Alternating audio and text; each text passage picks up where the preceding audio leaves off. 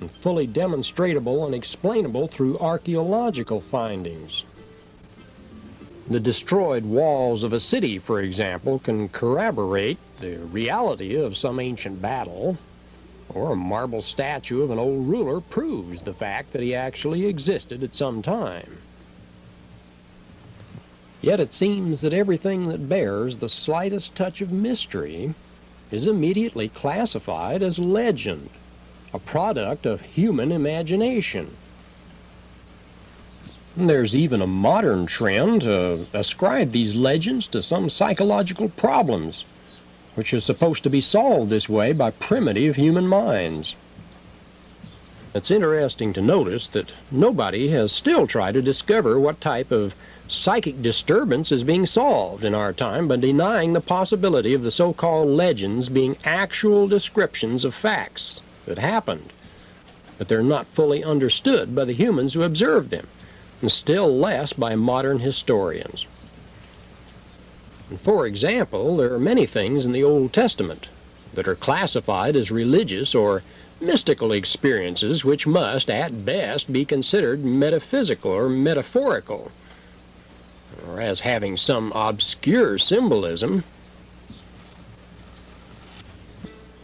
Greek mythology is interpreted as the invention of supernatural figures, endowed with powers ordinary humans always wish to possess, and thus becoming sublimations, archetypes, wish fulfillments, and so on and so forth.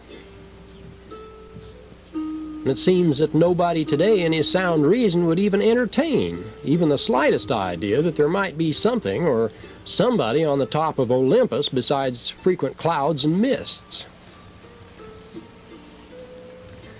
The Middle Ages are also full of things our modern history would be happy to make everybody forget, being unable to do so completely, just because they're closely linked to many understandable and undeniable historical facts, and they keep appearing in the writings of important philosophers who cannot all be erased from the textbooks.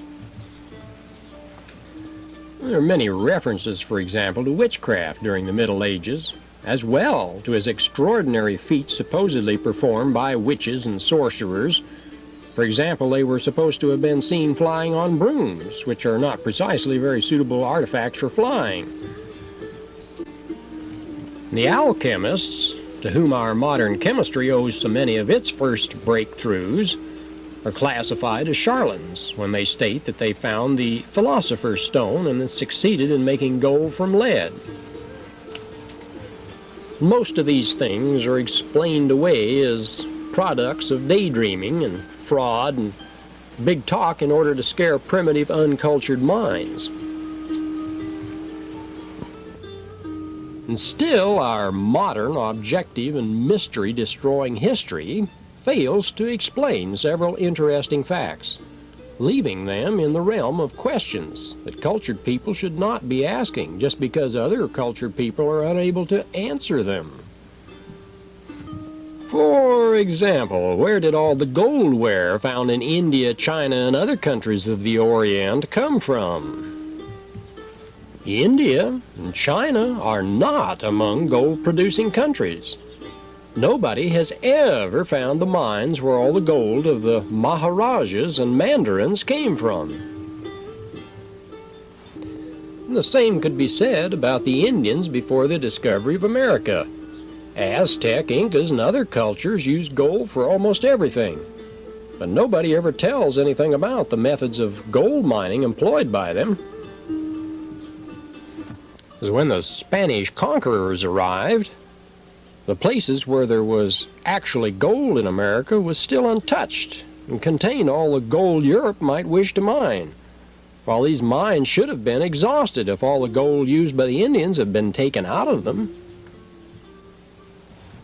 Probably one of the most interesting cases of unexplained historical facts can be found in the Old Testament, with King Solomon as the protagonist.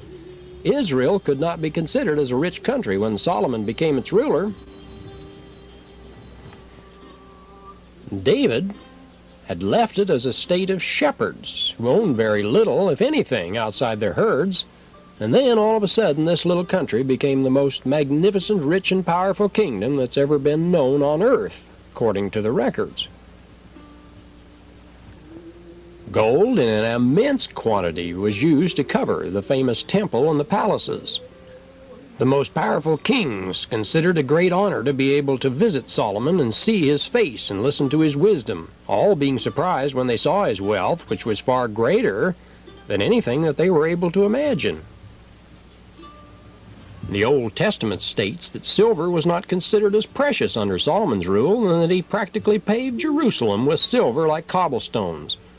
Well, how did all this wealth appear so suddenly? Where did all this gold come from? The legend says that Solomon had mines in Central Africa, but with the means of transportation used in those times, his lifetime would not be enough to bring so much gold from so far. Well, King Solomon himself was a mysterious figure in history. Legends repeated over in a low voice during the Middle Ages mentions powerful things about him, wonderful things, but they must not be spoken out loud, or the Holy Inquisitor might hear them. His ring was supposed to have a great power.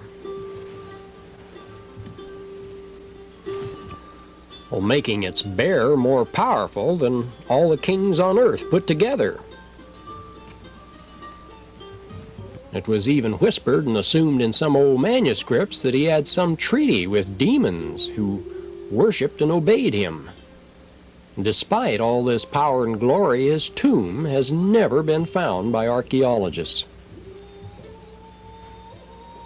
And here the Old Testament makes a strange reference, which could indicate that somebody has torn some pages out of history somewhere.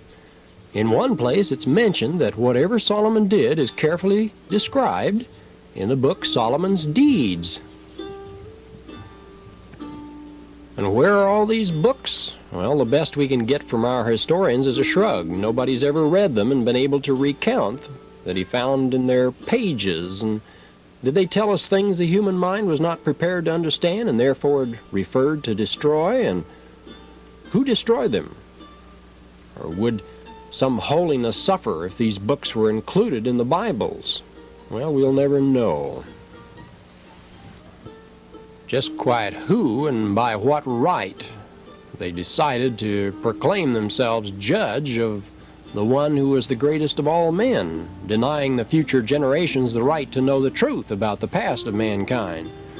Well, one thing remains clearly visible. Our knowledge about our planet is not complete. Pages and even whole volumes have been torn out of history. But is it possible to erase whole chapters of events so as not to leave the slightest hint of what actually happened? Well, mankind is composed of many different cultures, and if one has destroyed an unwanted evidence somewhere, in some other place, a different culture may have reconstructed or recorded in writing or in memory some of the more outstanding facts regarding those times and events. Well, somewhere there has to be some book mentioning what has been kept from our eyes, and such a book does exist. And it comes from the mysterious Orient, where people are not afraid to talk about things that they've witnessed, but fail to understand, limiting themselves to describe what they saw in terms in which their own minds allowed them to interpret the evidence. Well, the title of the book, of course, that we're talking about is The 1001 Nights. This book has always been considered in the Western countries as simple fairy tales, not worth really thinking about seriously. And yet what the West has seen has usually been abbreviated translations, where much of the original text has been excluded, and sometimes something very quite different when one reads a full and unabridged version of this unusual book. References have been made that the full version is rather unprintable according to Western standards, and this is true in a way. The book cannot be considered as immoral It just belongs to a different culture. It was written by a people who are not ashamed of their bodies with all their organs and functions. Of course, this can be a little shocking for a member of society where the human body is considered as something indecent, unless it's covered with clothes, which of course very often make it only still more indecent. But when the translations are made, many detailed descriptions of great interest are lost at the same time as some too spicy expressions also.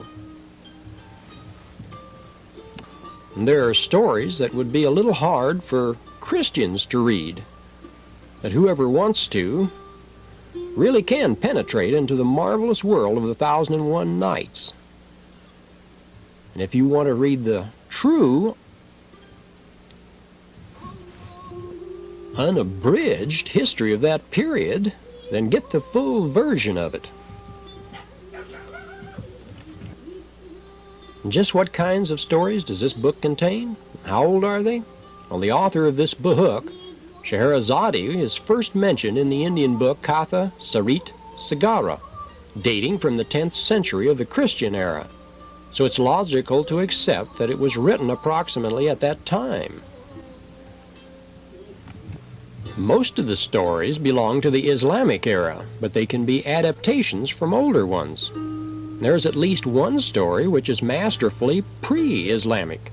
Also, there are stories, though very few, that have been added later, dealing with Tamerlane, who lived during the years 1336 to 1405 A.D., and other obviously invented things, opium dreams and such.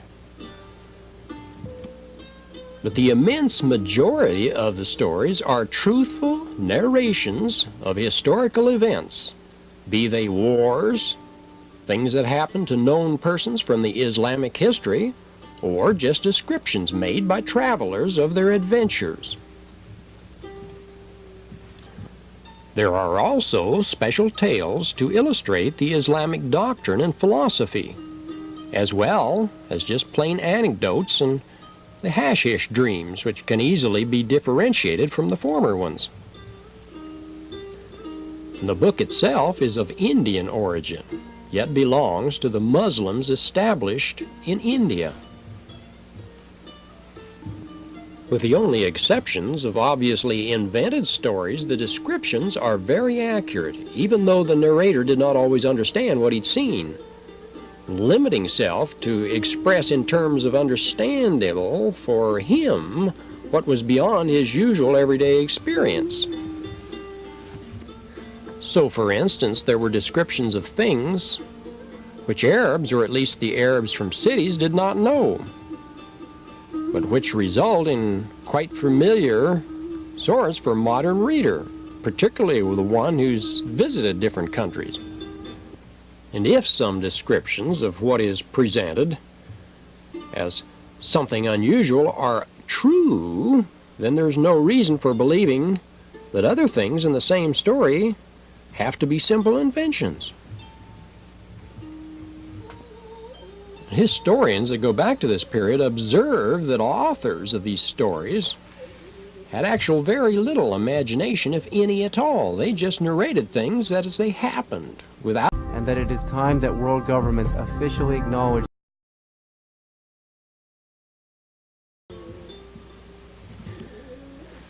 It's a feature of the Eastern, and particularly Muslim, character to relate with great precision the facts they witnessed or stories they've been told, without introducing the slightest change in them.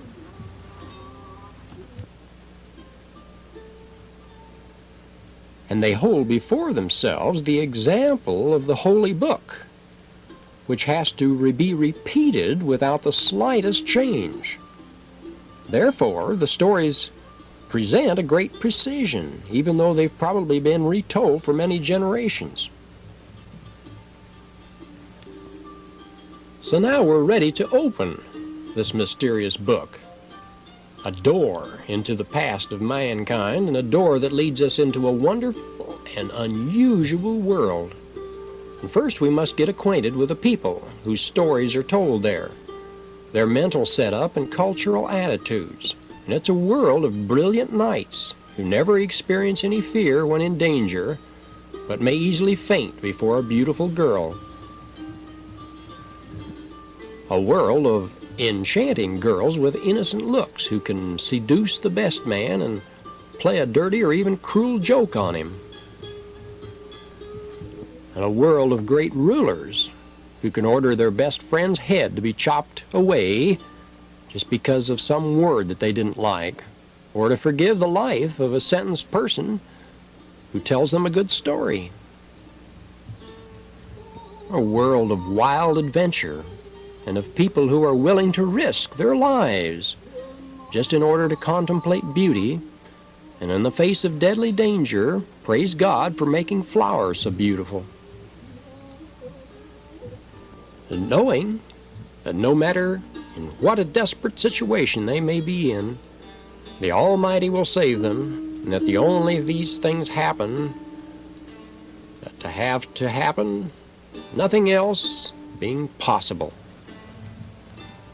And this strange world, which belongs to the pages that have been torn from our history, is full of ever-present genies or jinn who appear at the least expected moments in order to help people, with some exceptions of those who came to harm. But they are rare and explainable, and as things happen over this ancient world, it's a great protecting shadow. These jinn protect those who need protection, and it's the invisible but constantly present ideas, concepts that are in people's hearts and minds that aid them and image the wisdom of Solomon ben David in peace and prayer with both. Now, if only one or two stories are read, they may seem fantastic enough to consider them as products of imagination. But when you continue reading, the descriptions of the jinn begin to follow a certain pattern. More hints at their origin can be found in each new story that you run across. And the reader will begin to recognize strangely familiar things. That is, familiar to our present civilization, but completely unknown in the described times of that era. At least after reading over half the book, one begins to see a sort of connection between the descriptions found in different stories, falling together as parts of a puzzle to a present and a whole picture. One begins to recognize strangely familiar things. Things that you catch over and over throughout the books. And after finishing this great book, all things have occupied their precise places in the great whole context, showing us very clearly that part of our past, which has been denied us by history, by filling the gaps and interplacing with the so-called legends of other civilizations and offering a complete new idea of a long period in this past of mankind of ours, being able to project some light on things that are happening in our present time. And one thing should stand out quite clearly from the beginning.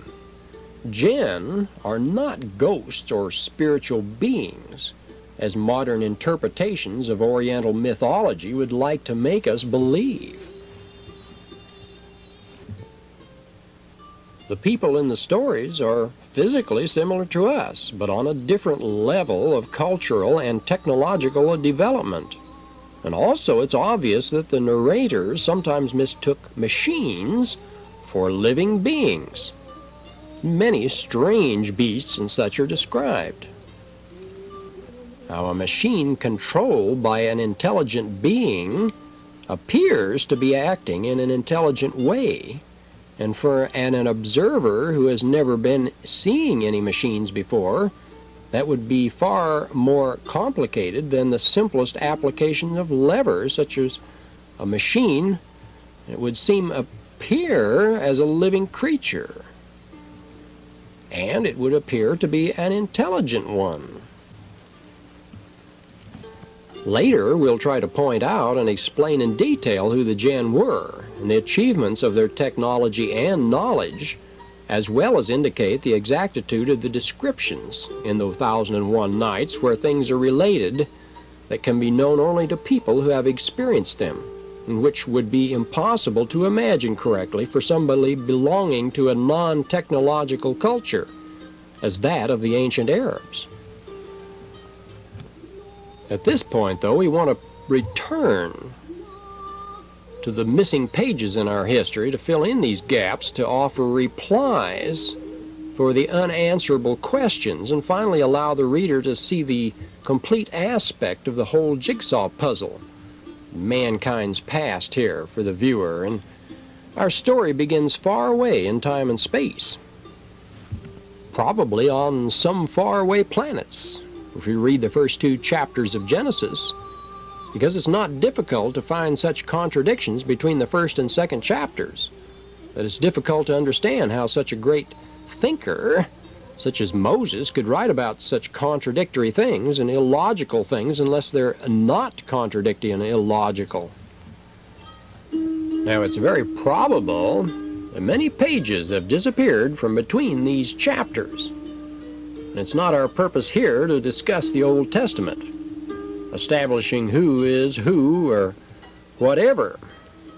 We're referring here to things that show that in the 1001 Nights there are corroborations with other writing. Now, reading the Genesis as it is written, it's obvious that the people created by God in the beginning were not Adam and Eve, as well as that these later ones were not created by God. Well, sometime after God created people according to his own image, creating men and women, blessing them and ordering them to grow and multiply, an ingenious scientist evidently named Yahweh or Jehovah, possibly slightly envious of the fact that God had the power to create everything, began some weird experiments and experiments on a life on this planet, of which we could not assure whether it was Earth or not. And this Yahweh knew that he was unable to create in the proper sense of the word, making things be just by ordering them to be, but he had hands with which he could fabricate many things, and he made man of clay, naming him Adam and blowing life into him by some scientific process insufficiently described to be worth discussing. Well, once this god or jinn saw that Adam really lived, he was filled with joy and pride, of course, and afterwards he called all of his friends to show them his achievement. He requested that they admire Adam and bow before him. According to the tradition, everyone did except one, Yahweh's best friend, a proud and wise man called Iblis, a great warrior and commander of a powerful army, and also a man filled with love for fine art, music, and singing. And he refused to bow before Adam. And I can even imagine that he probably made some unfavorable remark about his surrogate man, saying that nothing good could be expected from a thing made of dirty clay. Well, we can just imagine that that was the end of a fine friendship, since Yahweh probably told Adam to stay away from Iblis and his people. Still later, after many years, in the times of the 1001 Nights, Arabs used the expression, "May God confound Iblis." And here you see a couple of deity figures from these early cultures in the Mideast.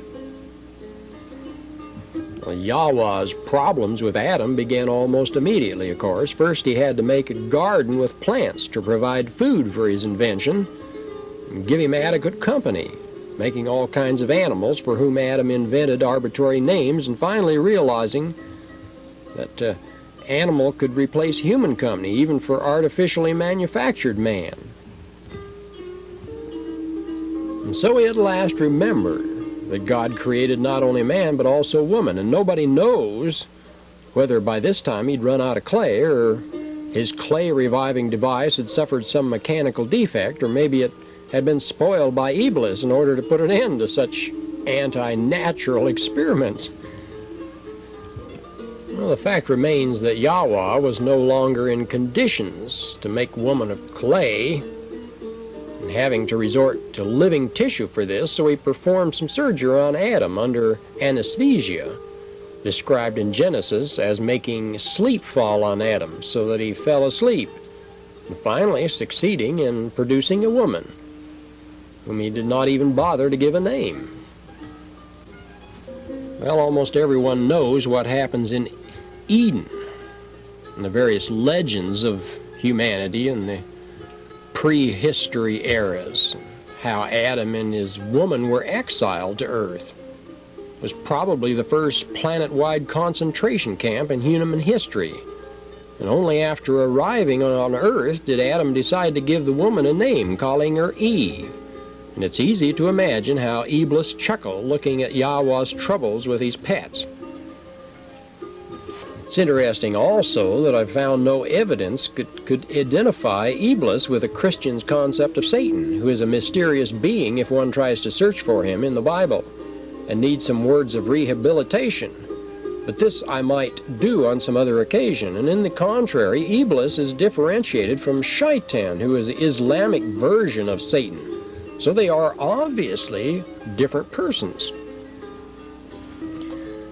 And since this time, of course, two different races, though similar in appearance, inhabit our planet. The Old Testament makes this distinction by calling them children of God, indicating that they are those who are literally, directly created by God, and the children of men, as descendants of this artificially produced Adam. Now this can be checked in Genesis, where sons of God are mentioned to interbreed with the daughters of men, and they gave heroes as offspring. This fact also appears in Greek mythology, the heroes being the children of Olympic gods and Terran women. Now the Arabs simply called these hybrid races the Jinn, who obviously inhabit an infinity of planets in the universe, and the Adamites, or Ibn, or Adam, who inhabit the earth.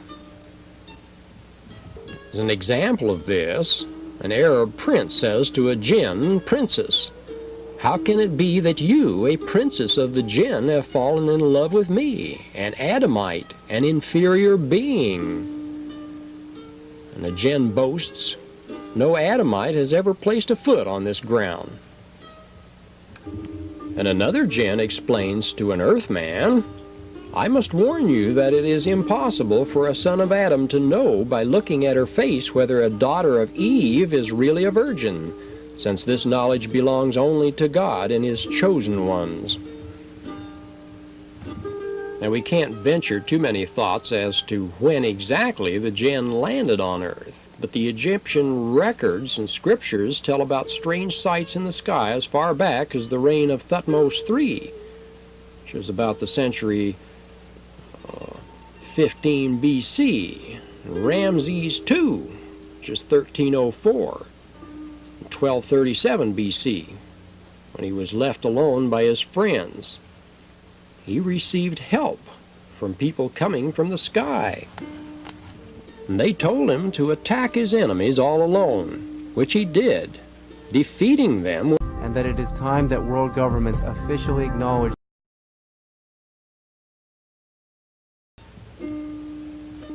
The story is inscribed on the walls and pillars of one of the temples of Ramses II.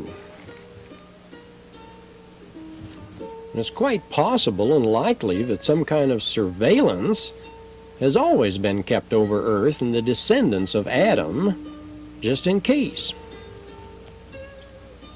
And this has been mainly performed in such a way as not to interfere directly with the development of our planet or the choice, though some chosen ones were aided by Jinn.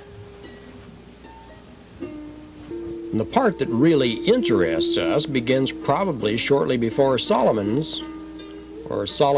David's son became king of Israel. By the time this happened, Several highly technological groups of jinn were firmly established on Earth, and these jinn could be classified basically into two main groups: those who were idolaters and those who worshiped the single God, who were called Muslim jinn, good Muslim jinn. Now, it seems somewhat surprising to find that Arabs call Muslim people who lived obviously long before Islamic era, including Kings David and Solomon, as well as many prophets of the Old Testament and even the jinn, yet this mystery is even easily solved. Yet in one of the stories, an Arab is asked to explain the basis of this marvelous faith, Islam, requiring that the Islam is based on the great truth revealed to Arabs by the prophet, and that there is no other God except God. So if you think about it, according to this definition, it's evident that whoever understood this great truth, independently from the time when this happened, can be considered a Muslim. And from now on, we'll use this term as we describe Muslims. Believer in the one God. Now, these differentiated from the gods and lords of the planets and those who followed them under dominion and domination. And somehow King Solomon managed to sign a treaty with the Muslim part of the jinn, validating it with his seal. And even about 20 centuries later, when people met a jinn, they asked him whether he recognized the validity of Solomon's seal. And if the jinn answered affirmatively, he was considered a friend who could be trusted. Now, if he did not recognize the seal of Solomon, in the free choice system, they were politely asked to continue on their way without interfering with people. And to describe an evil jinn, it was stated that he was a jinn of bad species, one of the rebels who believed in nothing and didn't recognize the supremacy of Solomon bin Dad.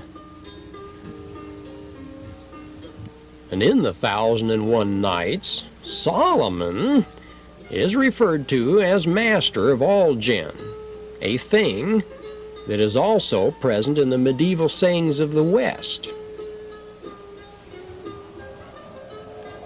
And according to tradition, Solomon allied his forces with demons and acquired magic powers from them. Of course, a highly technological civilization as that of the jinn, using firearms and aircraft of different types and matter transmutation and anti-gravity, and having a scientific knowledge of chemistry and matter structure as we cannot even begin to imagine with our present state of development, could transform a poor shepherd kingdom in the most brilliant kingdom on earth in a very short time. Think about it. Gold and wealth, of course, would have been no problem under such a system. The most outstanding and historically important event that happened under Solomon's rule, any reference to which have mysteriously disappeared from the Old Testament, was the war. A war in which he, together with his friend Domriat, ruler of the Muslim jinn, destroyed the might of the Sea King, who was an idolater, refusing to recognize that there was only one God and to accept Solomon as the prophet of God. And this war took place somewhere between the years 973 and 933 BC, while Solomon was king of Israel. And the defeated enemies escaped as they could, and many were pursued by the victorious army and destroyed during months after the end of the actual war. But some of them managed to hide where they could not be found, surviving and having a descendant. The descendants were considered as dangerous to the good Muslims. Well, unfortunately for our civilization, the kings who ruled Israel after Solomon were not considered by jinn as trustworthy, and all the wealth of the great kingdom on our planet disappeared very shortly after his death. One of the more important references to jinn in the Old Testament after Solomon is a story of how the prophet Elijah was taken alive to the sky on a fiery vehicle that rose in a whirlwind. It was obviously some rocket ship. This happened in the 9th century BC, and not long afterward the ancient Greek culture began its development. Greeks counted their years beginning with the first Olympic Games in the year 776 BC, but the actual development of their civilization started much earlier, before reaching the stage of being able to perform the Olympic Games. During this early period, Greeks worshipped anthropomorphic gods, human in shape, superhuman in powers, who lived on Olympus, the top of which was always covered with clouds. So why should we consider that these gods were a pure invention of the ancient Greeks? Why should we deny the possibility of their real existence? When Elijah went into the sky with a coach of horses of fire, it's been accepted as truth because it's stated in the Old Testament, which is Christians have chosen to recognize.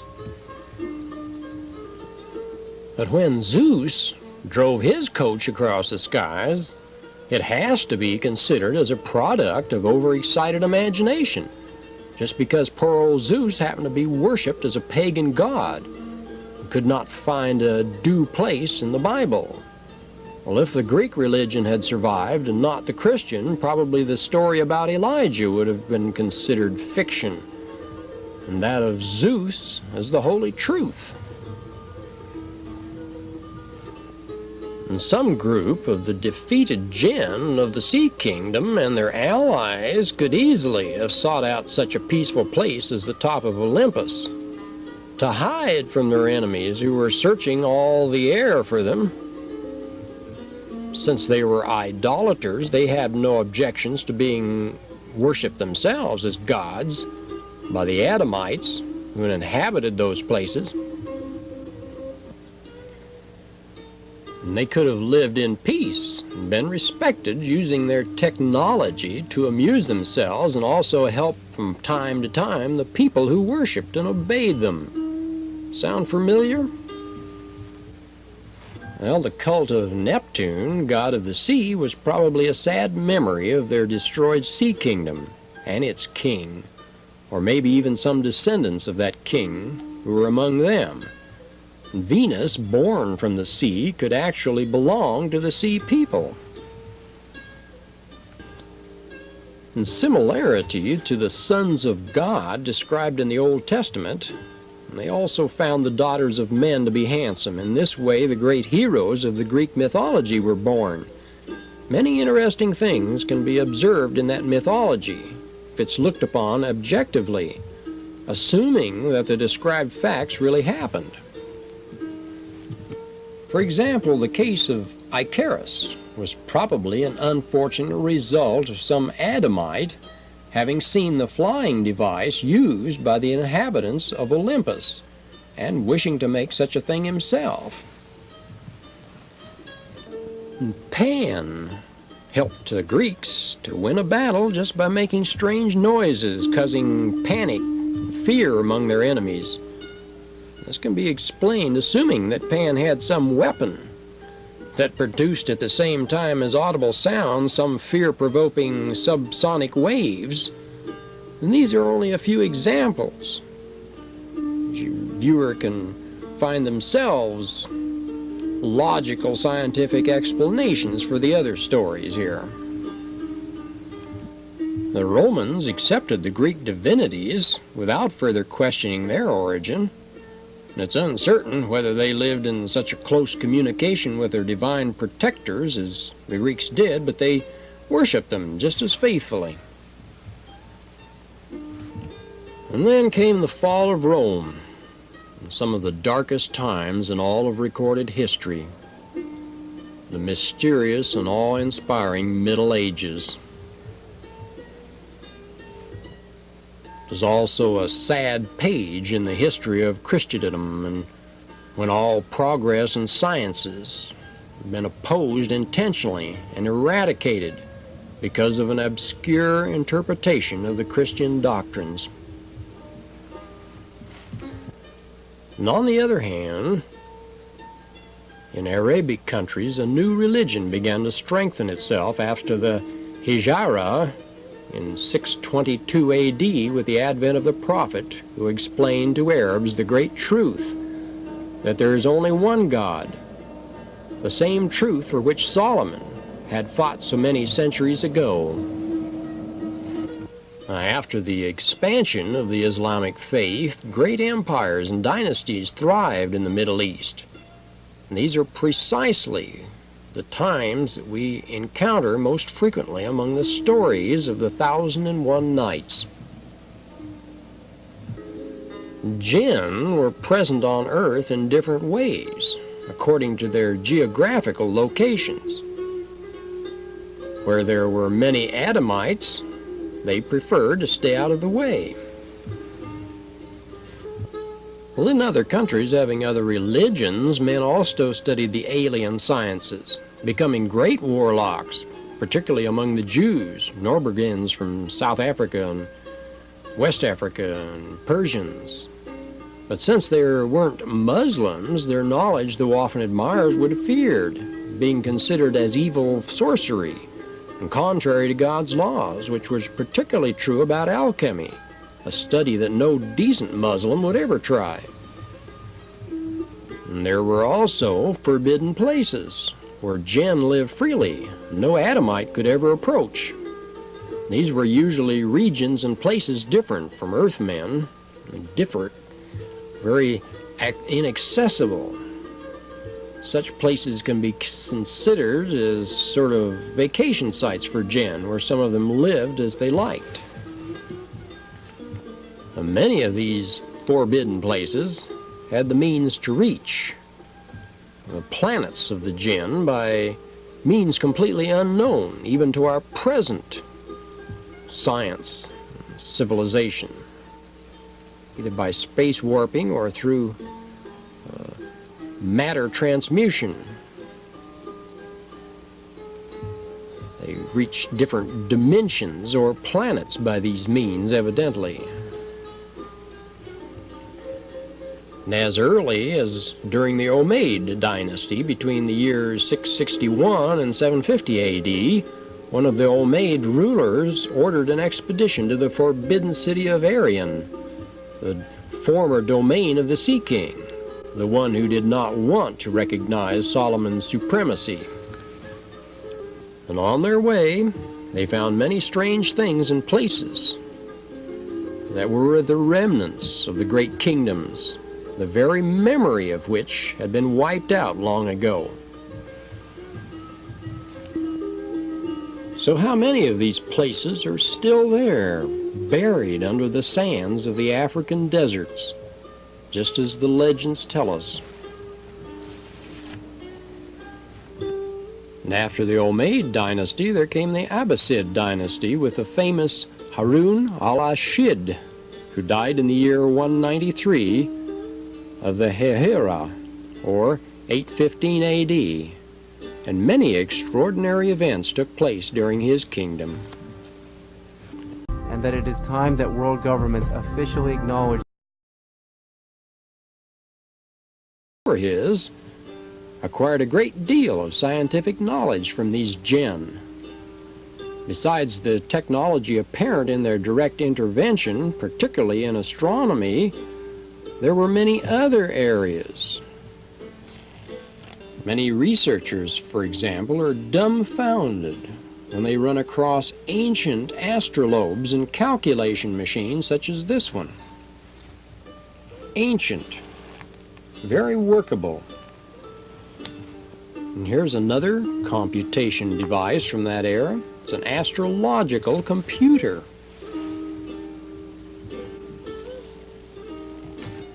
So where did the jinn get the knowledge? And which jinn did humanity get the knowledge from? The good jinn or the bad jinn? The Dominion forces? It's a good question to ask at this point. Seems about the same time in Europe there were also jinn visiting the few brave ones who wanted to learn more than was allowed there. But this wasn't easy in the Christian world, particularly in such times as the Middle Ages. There are only two groups of alien beings that were recognized. These are the saints and the angels, or the devils. And we all know what happened to those who were considered the devils, their disciples. Those with higher abilities who did nothing unexplainable could pass for angels, but those who taught people different sciences, disturbing this way their mental peace and showing them things no human should know according to the ecclesiastical authorities, were of course devils, particularly if they had horns or happened to leave some odor of brimstone around, like the early alchemists. And only during the Middle Ages did the devil's descriptions start as a creature with horns. Horns deserve a little mention here because they happen to be a very important feature of many Terran civilizations. For example, among the Japanese of the past, there are many representations and masks with horns. Some warriors over incorporating them into their war dress. The Vikings also used helmets with horns, which is particularly remarkable since they had no cattle that could have such kinds of horns, those of sheep and goats being different. But the Vikings knew that horns meant the possession of superhuman power, and since they had no cattle to get real horns from, they made helmets with metal horns as part of their battle attire. Well, many of these early tribes, like the Vikings, are trying to acquire the strength and might of people whom they'd seen with horns. Not precisely cattle, mastering such powers themselves. It has been said in Christian legends, devils then begin to have horns. It's an interesting fact of history that during the kingdom of Harun al-Rashid, and even later, Jews were said to swear by the holy horns of Moses, or even by Moses' luminous horns. And this is of particular interest because of the fact that much later, during the Renaissance of Italy, the famous sculptor Michelangelo made a statue of Moses with horns. Long after Harun al-Rashid, the hordes of Mongols also used horns as battle headdress. Does this fact refer to the symbolic strength of the cattle that was the basis of their economy, or was it due to some other unexplainable reasons? Probably nobody will ever answer this question adequately, and the scholars of today simply aren't interested. Well, there were many jinn that had horns, and what horns! But this is neither the right place nor the opportunity to go into the true meanings. We only touch on them here because they could be the true origin of the present of horns, and so widely separated in different cultures and civilizations throughout our planet. Because all of them have a similar meaning, obviously. All of them pointed to similar meaning of giving the man who wears them a superior power to that of the people around them, wearing an aura of extra energy, beings who have a higher brain wattage output.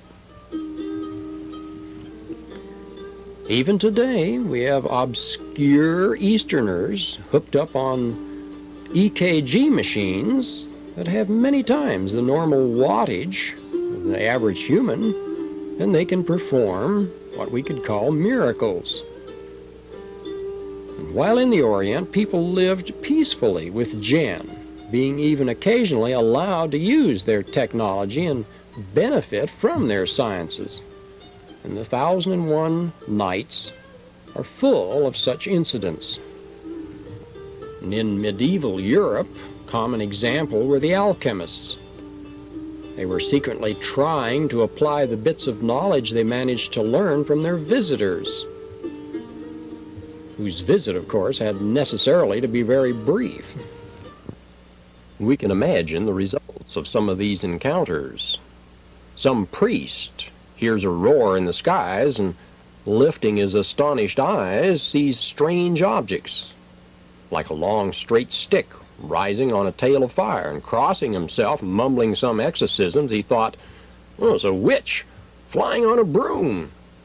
So let's burn these witches." And there are even legends saying that the devil rode on a broom to the moon. And those who could manage it sometimes made long and dangerous voyages to the Orient to learn the great sciences that were said to be known there. It could have been whispered in secret meetings that some particularly advanced alchemists managed to transform lead into gold. And we might add in this regard that Russia learned to make gold from lead back in the 60s. A special process. It was just too expensive to make it less than they could mine it. Technology can do it today. Why not back then? Well, it was whispered in secret meetings. It probably was true. The strange odors usually present in the alchemist laboratories confirmed the suspicions of the church that their science came from the devil. And in the meantime, the powerful dynasty of the Tulanides began to rule Egypt between the years 868 and 905 AD under the rule of Tulan, or rather Thialun, as he was known among the Arabs. And two brave men undertook a journey to the forbidden city of Shidad Benad, a ram of the pillars, looking for the most precious thing that existed among the people of the jinn. Well, after their return with obvious success, one of them died and the other one was thrown into the darkest dungeon by the cruel and ruthless Thialun because of refusing to tell him the secret of what he had brought and how to use what he had brought back. Well, then, somewhat after 1877 AD, the kind and merciful Mohammed ben Thialun, Thialun's son, heard casually about this event and freed the man from the dungeon. In sign of his gratitude, he revealed the secret to Ben Thialun, or Ibn Tulan, as he was called now. And as a result, the famous Ibn Tulan, or Ben Tulan Mosque, was built in Cairo, probably not less expensive than the famous Solomon's Temple, and paid in the same way as Solomon would have paid his expenses. We may add that the Ibn Tulan Mosque is still considered as one of the greatest masterpieces of old Cairo, and it's much admired by modern tourists, none of which even suspect its true history. It was probably made from alchemically made gold. Where else would the money have come from? Millions. So now this brings us up to the times of the 1001 Nights, in the century 10 AD, the time of Scheherazade, the most cultured woman of her time, and possibly any time. A little is said about the time she was telling these stories, but among the few facts that refer to the period, there's an account of how King Shirar and his brother Shazazam met a jinn. So quite obviously, jinn were still present.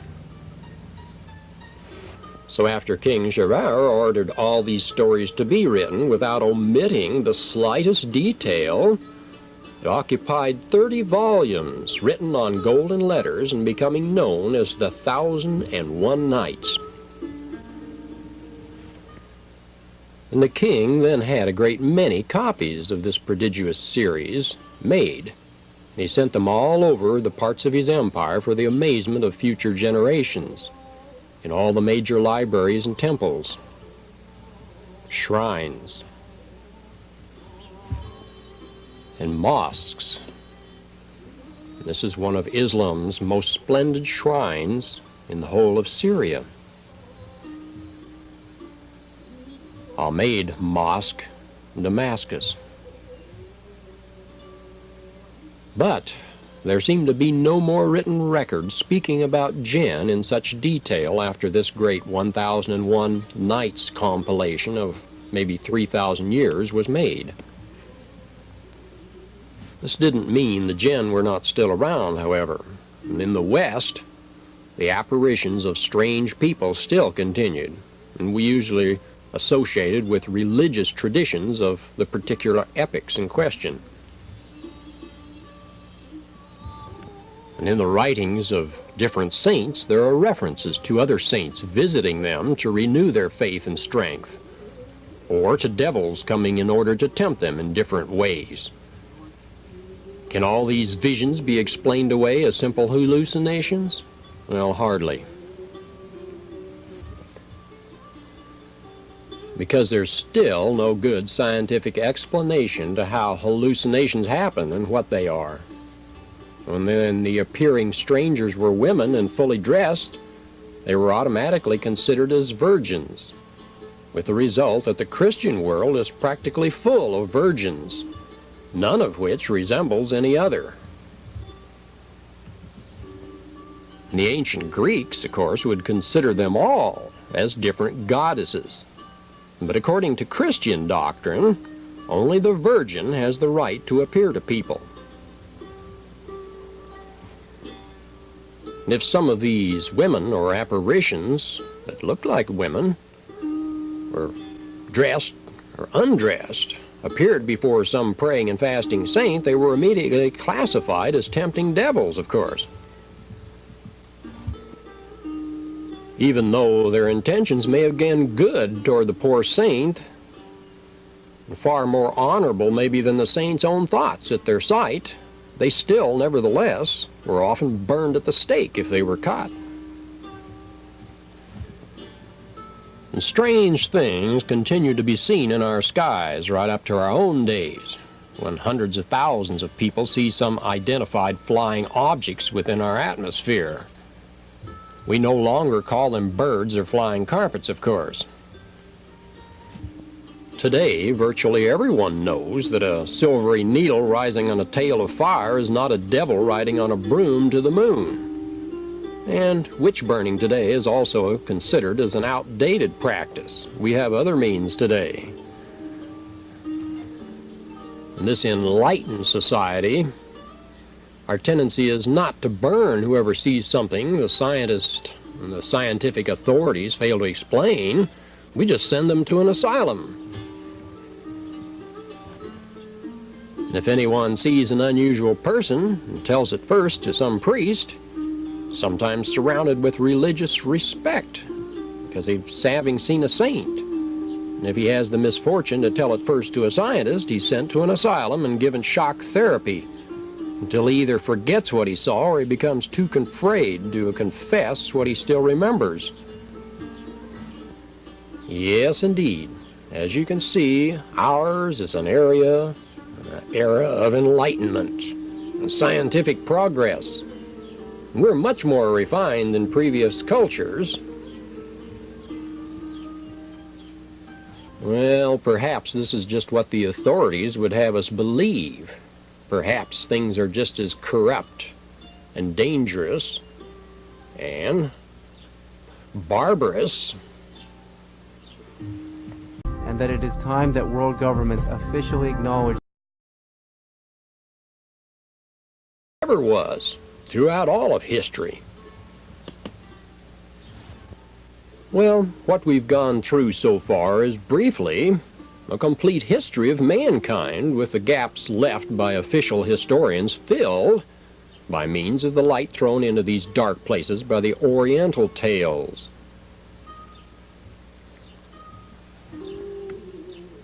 And is there some likeliness of a line of uniformity interlacing the histories of all ages in a consequent and logical way?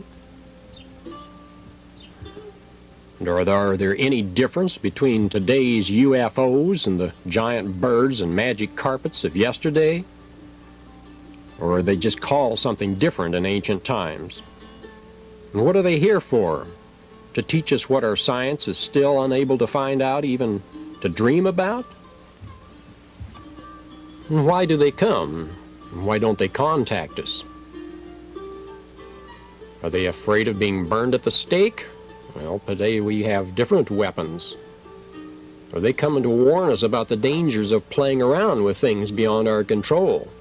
Or perhaps to monitor us for our carelessness? And as an Arab of the times of Harun al-Rashid would say, only God is the wisest and can differentiate between what is real and what is not real. Read the 1001 Nights if you're interested in some interesting history. Things like this.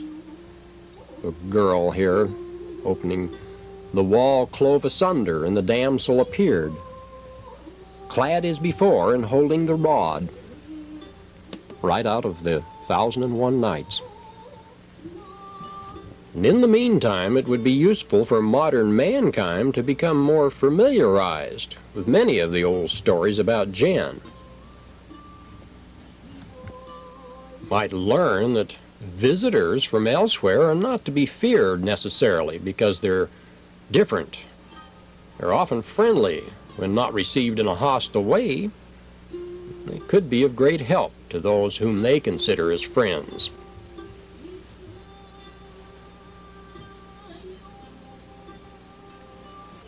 And so ends Ladonke's observation on the 1001 Nights. And at this point, let's examine some related ideas that you'll probably never get from any history books you pick up. In the distant and dim past of the Mid-East, there were some of the most advanced and stable governing systems in all of history. There were several dynasties that lasted longer than the British Empire and the U.S. of America to date. And the Sumerians and Semites of Mesopotamia, Assyria, and Babylonia, they all borrowed the best of their laws and cultures from earlier cultures. These had been destroyed in the cataclysmic earth upheavals. And the famed Atlantis, of course, was the primary example of this. And the earlier gods of Sumeria eventually lost their immortality, as did those of later Egypt. Researchers of our time consider the numerous writings and records on this immortality issue as another groundless myth. Well, such truths are seldom recognized by materialistic skeptics. And persons who tap the so-called Akashic records tell us that the ancient records are usually correct. And a number of the early gods did rejuvenate themselves periodically. And according to these very unorthodox views, a representative of the Creator eventually came and took the powers of these early gods and moguls away because they misused their power. And this tale is covered to some extent in another incredible inquiry series called the Earth Report. And here we see some of the retinue of the servants that were butchered and sent in the tombs with the dead kings to attend them in the next world, which was a later unfortunate event that came up after the kings lost their power of rejuvenation. A barbarous practice, a custom. And kingdoms like Ur rivaled Egypt's later and earlier kingdoms, and the gods had complete control. Here we see a lady in the court of the great days of Ur. And Christians may find it interesting that this messenger we spoke of, or representative of the Creator, was called the Windy One, which is translated Holy Ghost. Leaders on the planet at that time called him thus. And Solomon was one of his descendants. It's best that we leave this subject to another presentation, however, and go on into the Mideast, because the Arab language, for instance, has changed little in the last several thousand years due to the high esteem Muslims have for the original language of the Quran. The northern dialects are similar to the Aramaic, which was widely used in the Middle East at the time of Christ. Arabic poetry has always been found and famed, but it simply cannot be translated to retain much of the flavor and beauty that's in the original tongue. Well, 1001 Nights is full of the works of two outstanding poets who wrote during the Abbasid age of some 750 years A.D. And civilizations since then have crumbled. These works have remained, and they're still beautiful in their original tongue. And the culture in the Mideast, these areas, was filled with advanced works on medicine, astronomy, and mathematics and alchemy. Back then, Europe borrowed heavily from this knowledge to overcome her own medieval ignorance. And here's a Cairo University, which has changed little over the years. Later, of course, the Mongol invasions and Turks dried up the literary flow from the Mideast, and it never really recovered again. The advanced Arabian cultures came from the survivors of Atlantis during this occupation of Lower Egypt. Euclid's geometry books, for example, were originally Aramaic. Many of the great Muslim palaces are mathematical works of art. And Christians are seldom aware that Abraham sent Hagar and Ishmael out into the wilderness in Genesis. And the Prophet Muhammad instructions on visiting Mecca are closely tied in with these biblical events. And the pillars of faith of a Muslim center around prayer and being charitable, and fasting occasionally, and hopefully visiting Mecca as a pilgrim. Here we see some of the visitors near Mecca, thousands yearly. And here we see pilgrims on the Mount of Mercy. It was here that their traditions tell that Adam rejoined Eve after the fall. Many of these rituals and traditions are tied right into Christianity. Well, due to the periodic floods or cataclysms that occur, the surface area and temperate zones of the Earth have changed many times.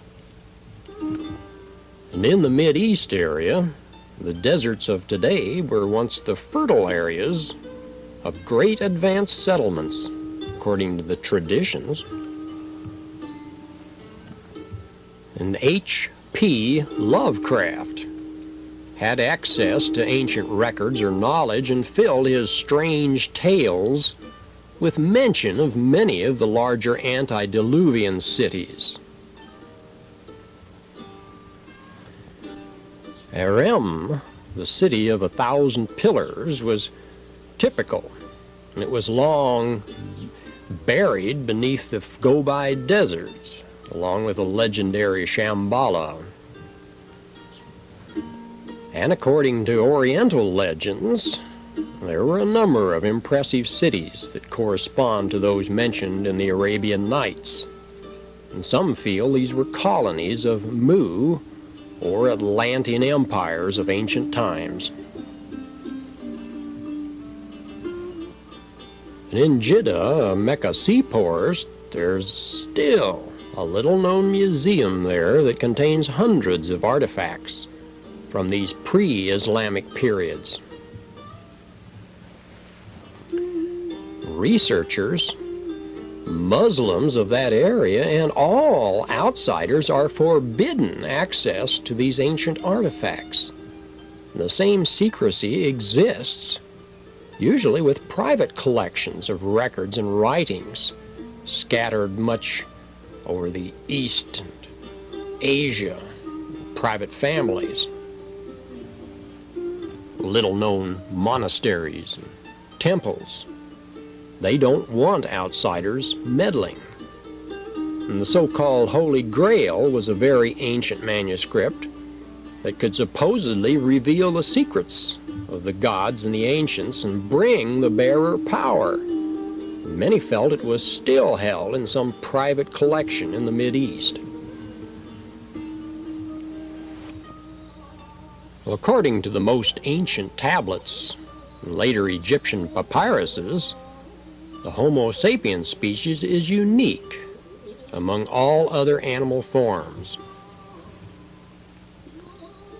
We humans not only have a soul and a body like animals, we have a very special force that allows us to evolve towards godhood.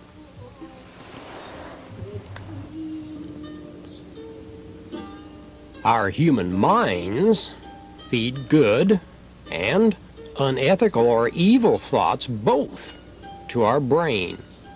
And instead of acting on instinct, we must act in choice. It's conscience that's the mouthpiece of the soul. No matter how long it takes, the materialistic lusts must give way to more spiritual and ethical soul-balanced actions.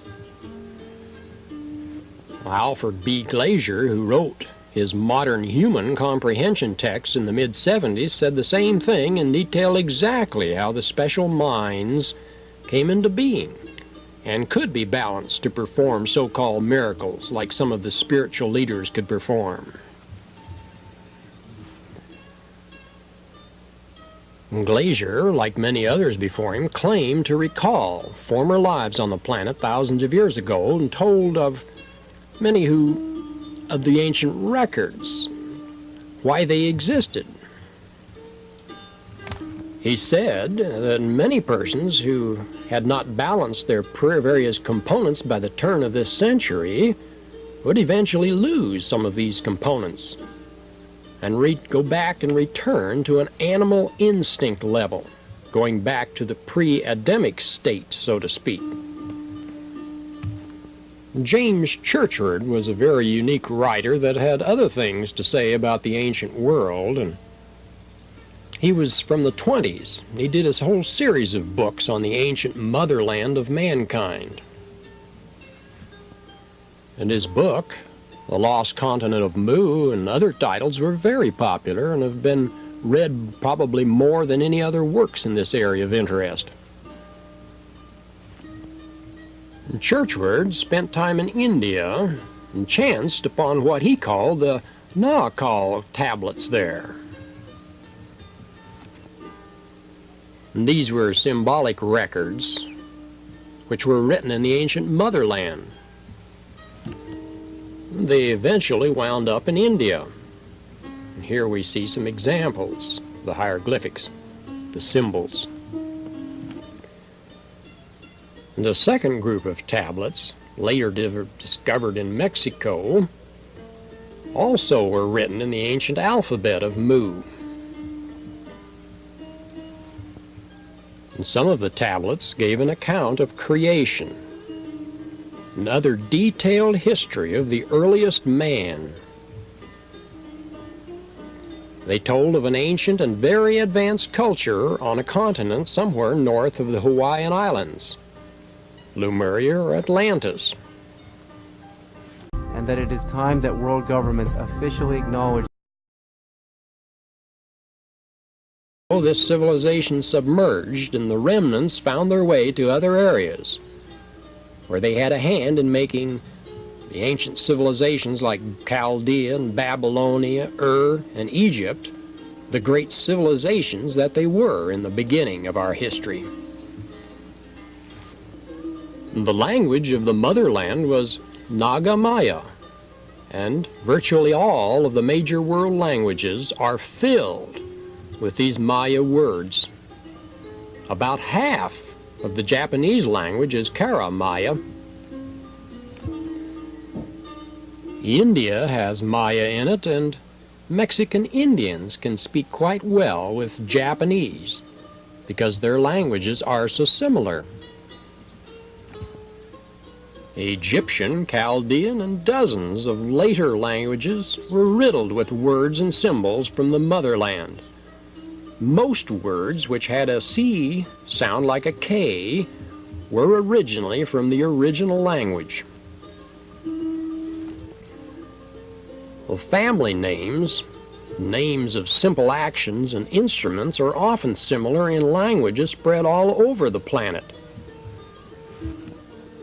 Showing, of course, there had to be an original source language.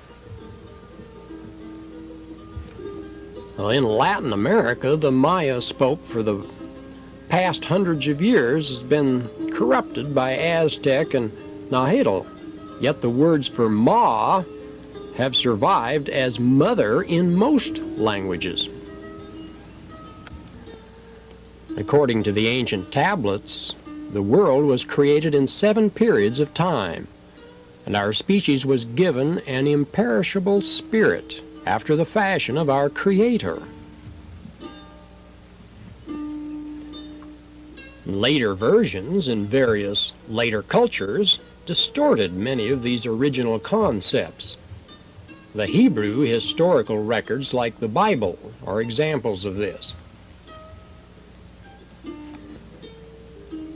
Many of the early books of the Old Testament were actually written by Moses from Egyptian temple records in many cases. And they were originally in Egyptian hieroglyphics. And when these were translated, the experts of the time made the same mistake as they do today. They often translate literal meanings from symbols which only represented something. Well, Churchward and many open-minded researchers found that most of the serious creation records of all later cultures were filled with errors and nonsense.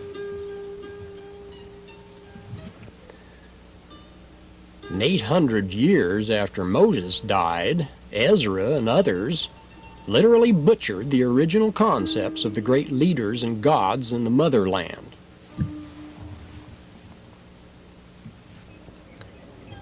Well, while Churchward's book sold to the public for many years, his concepts were never really accepted by the state-funded experts. They often ignored his brilliant translation keys from these ancient motherland documents. And only private organizations like the Rosicrucian Order in San Jose, California, ever took the time to check out his research and confirm it by their own comparisons. Well, surprisingly enough, according to the translations, the motherland, the original founders of the great cultures and cities of Latin America, were white-skinned, blue-eyed gods with beards. They brought great technology and knowledge to the original Indians of the area, Latin America. And these gods did not rely on the usual ground vehicles, but used aerial vehicles. And here's a design from around 8,000-year-old Sanskrit translations. They're in India yet. Well, today's experts like to scoff at such concepts, and they tell us they'd not even invented the wheel yet. Yet this is ridiculous, since children's toys of all of these great cultures often had wheels on them. Are we supposed to think that they couldn't even adapt them to larger vehicles? Hardly. Well, the early temple drawings and frescoes had pictures of these aircraft and wheelless vehicles in many of them, but the church and state authorities quickly obliterated such evidence every time a new temple was located. And Stacy Judd, historian and writer of the 20s, had many pictures this high technology in his original Atlantis Mother of Empires book. Yet all the public copies were bought up and destroyed in the 1930s. And only the censored second edition is still available today by this remarkable explorer and American historian. And the few copies of the first edition are in private vaults. And the people are not about ready to make them public even yet. Well, before the 3 world cataclysms in the past, a number of Indian traditions in Latin America tell us that there was once a great sea in the middle of South America. And after the first disaster, known as the Great Fire, the great mountains on the west coast arose and took many great cities of the ancient world skyward. And Tiwanaku is an example that still exists and puzzles the later Spaniards and today's scientists. They were told that ancient white gods had built the city before the mountains were so high. And in 1972, an Amazon Indian named Nara told anthropologists amazing details of all this in chronicles that his tribe had kept for thousands of years. The Akakor document paralleled the concepts of James Churchward and told of the early cities and their god rulers. The Mexican Codex Trajano tells of beams of light coming from a celestial sphere, a sphere used by the gods. And to call such advanced craft flying saucers is ironically a term which would be suitable for our present mental levels. The land vehicles in use to move heavy equipment in those days by the gods' subjects were wheelless cargo vehicles. They had no wheels. They didn't need wheels. And all over the ancient empire areas of Latin and South America, there was very made roads that are still in existence. And they show no evidence of tire wear from the usual wheels. And this is a view of the many remarkable terraces that allowed agriculture in this hilly area, Latin America. Few tourists ever see this. It's interesting that a few delicate art objects, like cocks of inlaid gold and precious stones, are also found in the Zewari ruins in Africa, perhaps like the cock found in the Great Pyramid by the Caliph, which of course leads us off into the Arabian Nights fantasy again. Well, the Mayas considered themselves descendants of the gods of the East. And these divine leaders came from an area, and their land sank in the sea, according to the records. And they built these huge cities with water and waste systems, just as they are today. And they flourished until their leaders left, and later Spanish barbarians came for what was left of their civilizations, the remnants of their past glorious cities and monolithic systems, interconnected cities all over Latin America. Several private researchers claim to have talked with the descendants of the Mayas who still have some of the more ancient records missed by the destructive Spaniards. Thousands of descendants still live in Yucatan and Guatemala. And here's another descendant of the Mayas viewing the temples and palaces of the ancient ruins of Tiwanaku through one of its several portals. As we pointed out, this city was in existence before the mountains in this area rose, according to most of the traditions. And this other portal, called the Gate of the Sun, is around 12,000 feet above sea level in an area south of Lake Titicaca in Bolivia.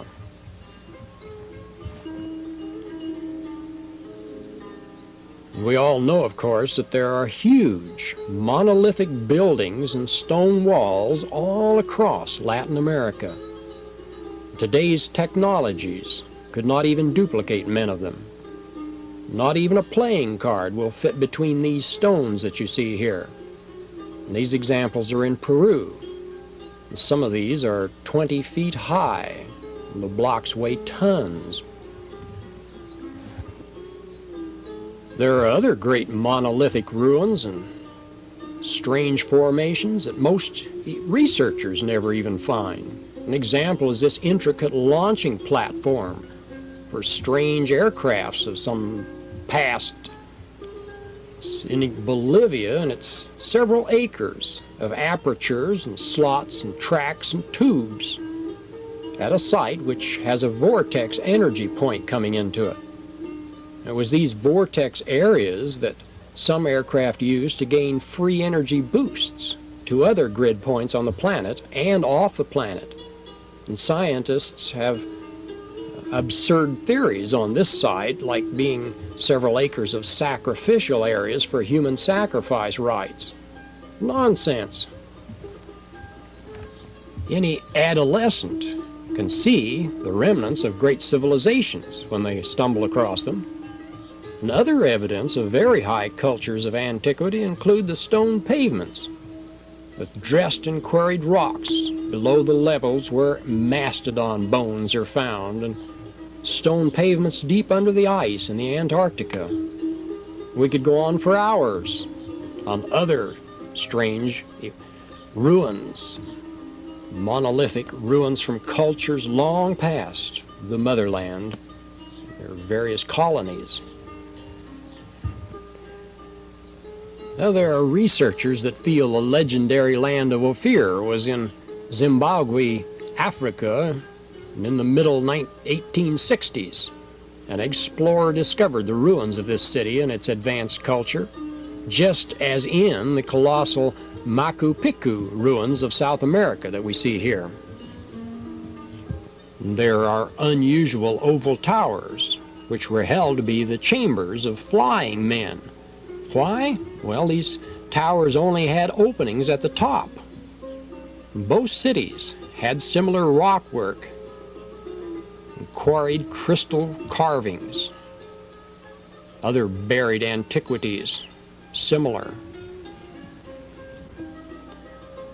Well, off the Chilean coast, of course, is Easter Island, gigantic statues that have long puzzled researchers. And these are hardly the work of primitives who came along after the resourceful ancients. And here's a little more sophisticated statue of the Maya cultures.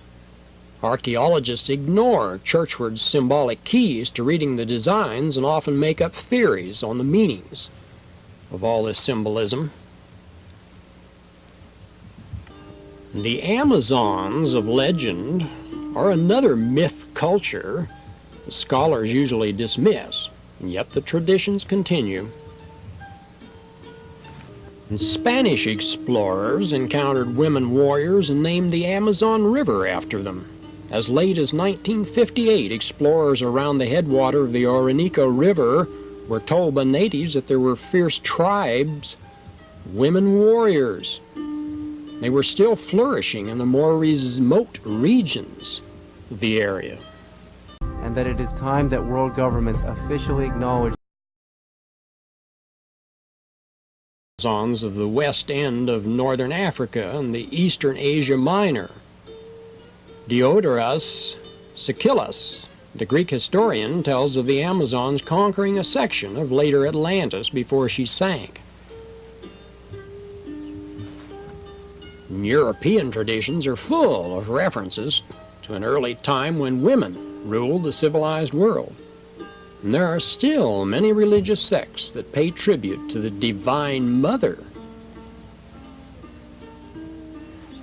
And what happened, according to some Akashic record readers, is that women ruled the advanced cultures of Europe at one time and long ago in the past. And Sumerian traditions told of the goddess Tiamat coming from the ocean to teach the primitive people the high arts of cultures, a great civilization. And all went well with men and women as equals for a time. And then in several areas, like Crete, the women began to take over and use men as slaves, according to the records. And in pictorial artifacts dug up at Crete, Pylos, and Tyrians, and other early Greek sites, women are shown leading men in all areas of life. One stage, men were castrated at one point, and eventually, though, the outlying barbarian tribes of men gained enough strength to overcome the women, and severe laws were put into effect to see that women never regained their powers. And we can look at history and see that cruelty and general barbaric actions against women continued for centuries after these early periods. Medieval laws of church and state, for example, took virtually all of women's rights away. They destroyed all evidence they could find of the early woman-oriented societies. And even today, references many works of the female-oriented societies of old are considered myths. Dig deeply. Go to your library and you can find the truth if you dig deeply enough. So now let's turn to North America. According to the ancient tablets and records, the American continent had been occupied by 4 races and civilizations before the American Indians came on the scene. Well, fossil lake areas of inland present Oregon have obsidian arrow points in the same strata as the Mesozoic age animals. And there are thousands of vignettes and rock drawings that are found all over the West with ancient symbols of the motherland. And some even depict burnt sacrifices to the memory of the fiery death of the motherland. And if you look at it, virtually all ancient cultures after Mu or Atlantis sank included burnt sacrifices in their rituals. Today the origins are lost, but their traditions continue. Churchward felt that the first settlements in the North American continent were in the southwest and probably as old as the Pliocene area. And after a cataclysm, a second and possibly a third civilization started up in the same area. And the later people left rock writings indicating they spoke an offshoot of the original motherland language. And we moderns find a number of artifacts. Include miles of drainage pipe in Arizona and pieces of silver wire screen and sheet plastic thousands of years before plastic was developed, and other advanced artifacts, showing, of course, that we had very high technology here at one time. And pottery, of course, has always carried many symbols of the ancient motherland's language and symbols. And the Hopi and Zuni tribes of the Four Corners area have traditions telling of their original migration from the motherland. They even retain many of these symbols of the original motherland civilization, as we've seen on the pottery and in the symbols. And while the learned historians like to think that they came over the Bering Land Bridge, the Indians know that this is nonsense, because their traditions tell of their coming in ships from the directions of the setting sun. The historians may call their traditions myths, yet the Indians hold that these myths are true history, and only vary slightly in their symbolic form. Like the South American Indians, they know that there were various floods and cataclysms that raised mountains and altered the face of the earth. We have a separate presentation on world cataclysm and pole shifts that cover this subject in greater detail. This is in the Incredible Inquiry series. Might mention here that a Nebraska professor named W.R. Gilder found many artifacts in underground living quarters or caves on the American plains. These were mostly filled in with debris after the walls of water swept over the ages ago. Some of the artifacts showed Egyptian-like figures and were hardly the caves of savages. And we know, of course, that prehistoric caves all over the world hold similar artifacts. Well, because the written records of ancient times were often destroyed, there has been another long-lost and little-used way of salvaging history. It was seldom accepted by scientists and historians, but it will prove interesting here, perhaps. After all, we are trying to keep an open mind in this presentation, and the Akashic record retrieval system is based on the fact that all of the past is supposedly imprinted on the vibrations of our surroundings. And persons who can tune in on these vibratory levels can get a rerun on the past. And such persons channel in the experiences of the past and are called psychics or channels if they work through other identities. And the one problem with these Akashic record readings is that not many persons are able to check out the authenticity or accuracy of the information. And quite often, the information just can't be relied on. There's simply an ignorance as to how to check out such information. And such information can be tainted with misrepresentation, or it can be false because of the identity that's feeding it to a channel deliberately distorts it for ulterior motives. Jesus Christ himself admonished us to try the spirits.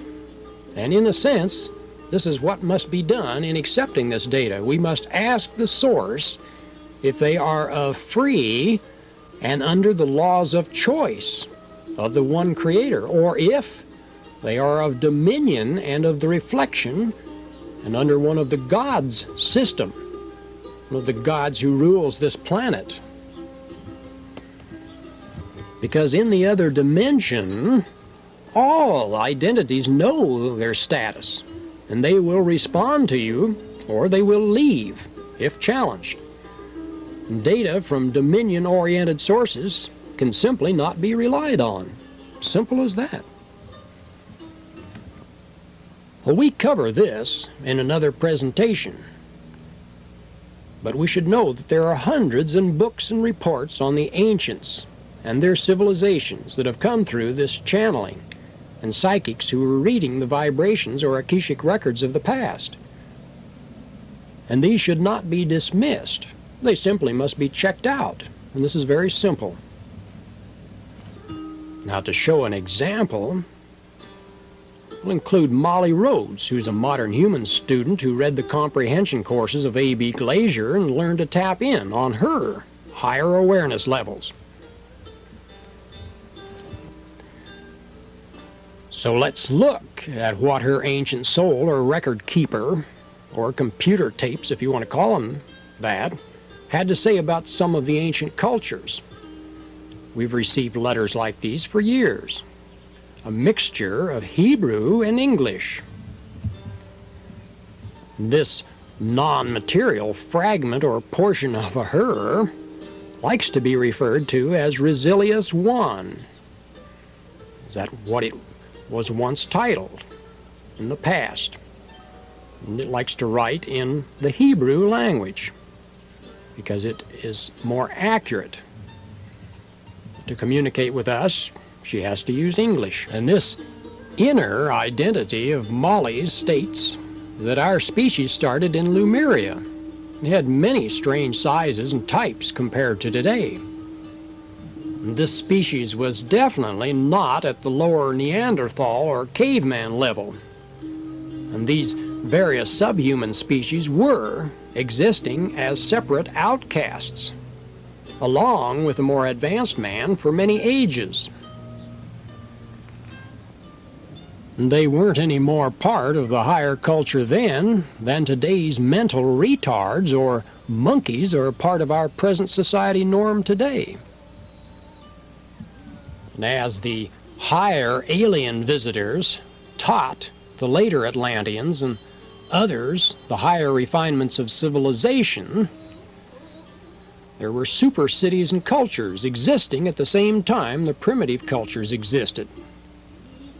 And the Mid-East and Europe are filled with evidence for these higher early civilizations that were offshoots of the motherland. And as we mentioned, these super cities and cultures existed at the same time the primitive cultures existed, since the periodic floods and cataclysms destroyed such high cultures. There's scant evidence for them. But the evidence is enough to know what went on for the truth. When the Atlantean states and cities were destroyed, many survivors wound up in the Hebrew cultures and in the European area of present Germany. And it just so happens that the Jews felt that their genetic stock was superior in some ways, and they kept as much as possible from interbreeding with other races, even up to the present time. And as we've seen, there were great cultures that flourished all over the planet at the time of Atlantis and just prior to her inundation. And as later day Atlantis had certain warped alien identities take over her technologies and systems, the dominion systems of power and money were set up to control we humans. And such systems, as we can see today, are still going strong. And it could be said that they are of Satan, who was the highest god leader of that time according to the Hebrew records. And things haven't really changed that much. We're still playing around with the same nuclear weapons as Atlantis did just prior to her fall. And there are still jinn or aliens of some type that are evidently monitoring us. Still. They're not on flying carpets today, though. Their craft at present seem a lot more sophisticated than they once were.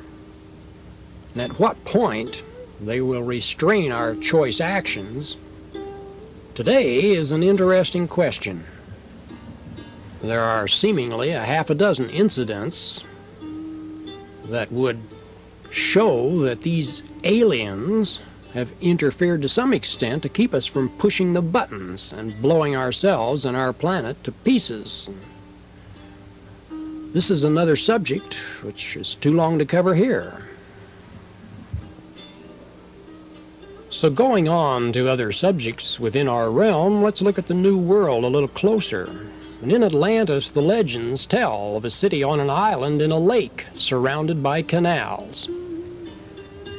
And in the South American civilizations, many of the characteristics of the homelands or motherland were retained.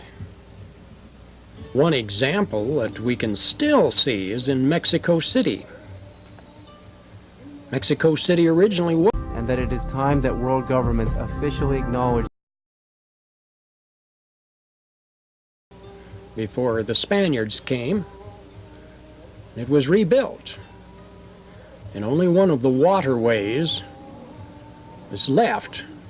Gardens of Ochimilco. Many tourists still go on these, and a few of these canals still exist.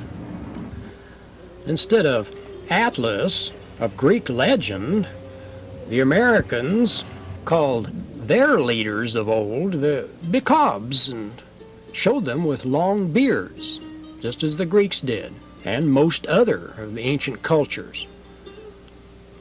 Long flowing beards, sometimes red, a white-skinned race. And tradition tells us that these gods came from Tulapalan, or the Red and Black Land. And Plato referred to Atlantis as having red and black rock formation.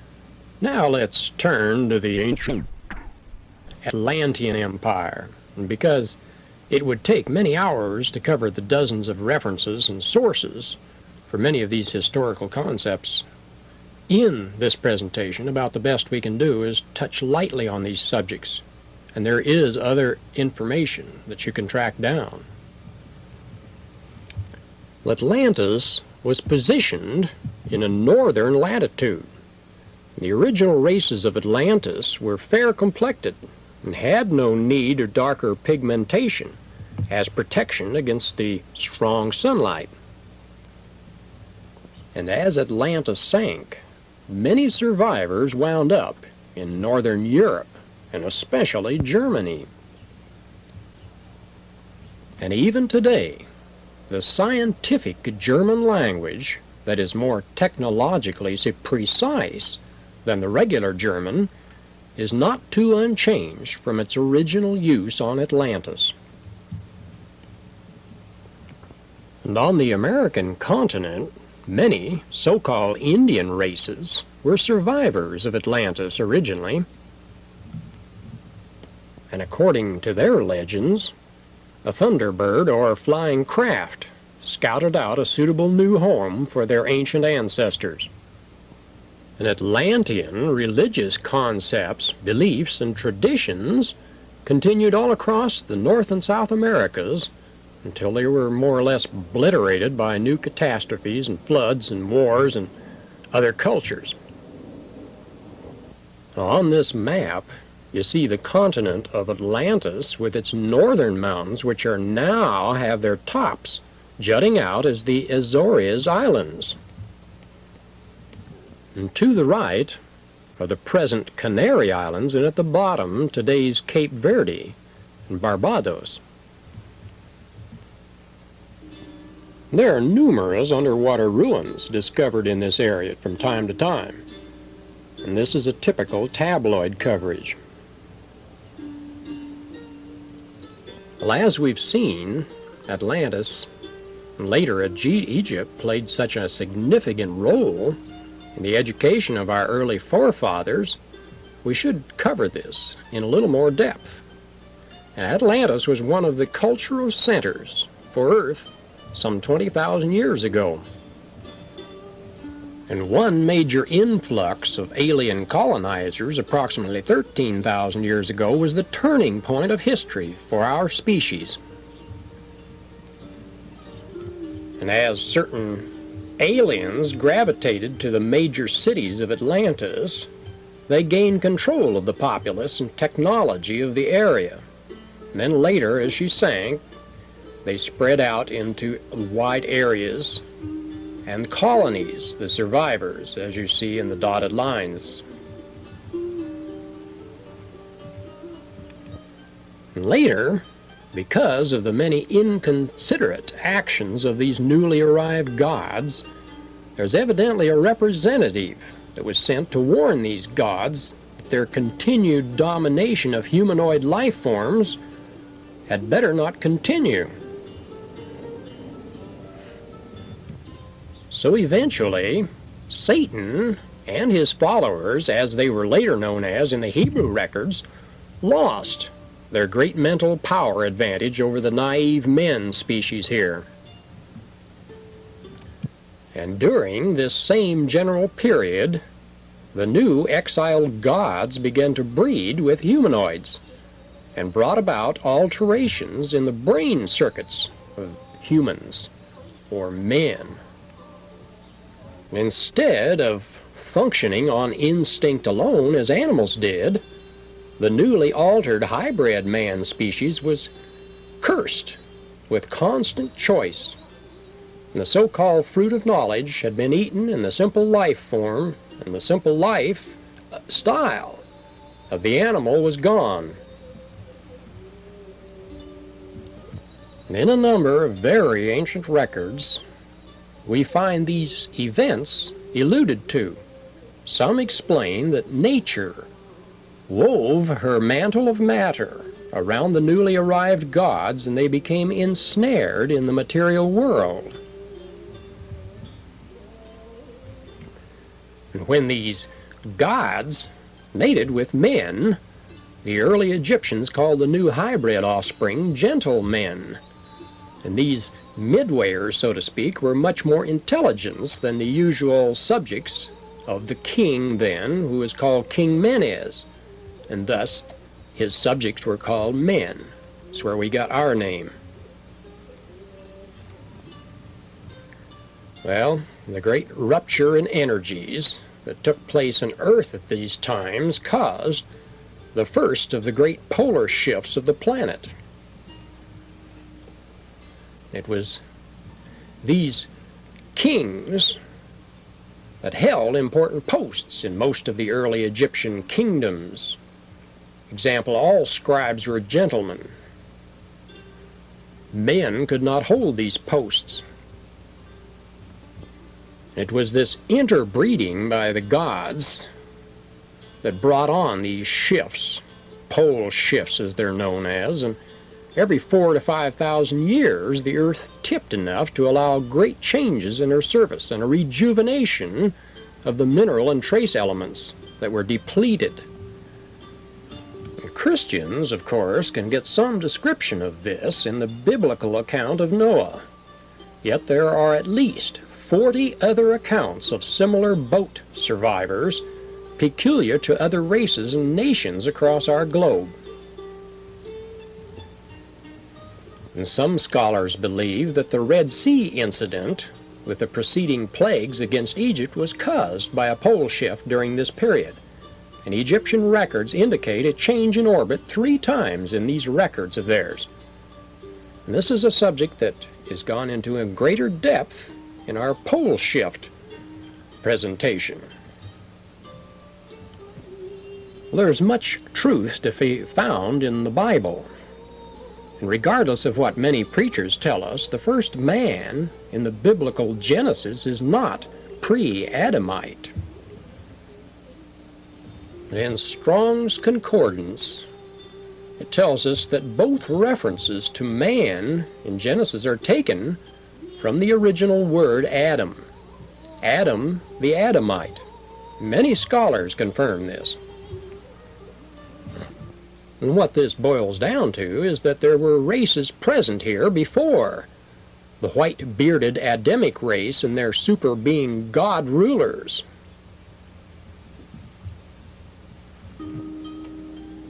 Many scholars concede that there are at least 27,000 known mistranslations in our Bible.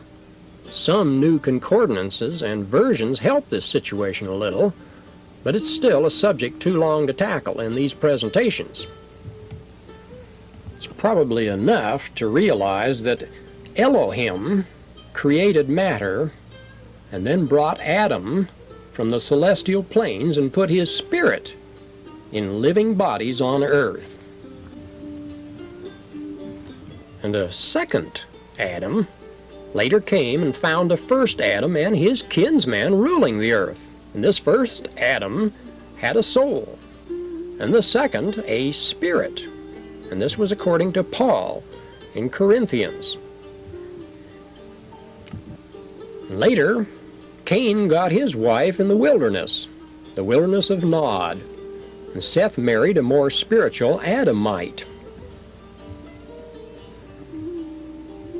And it's obvious, of course, then, that Adam was not the first man, as many fundamentalists would like us to believe.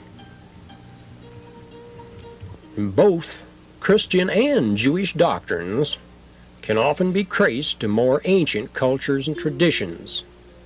And this subject is covered in depth in other presentations. And a typical example is the Jewish belief that Adam was born of Adamah, the great earth goddess of antiquity. Babylonia and other ancient cultures worshipped the same goddesses under different names.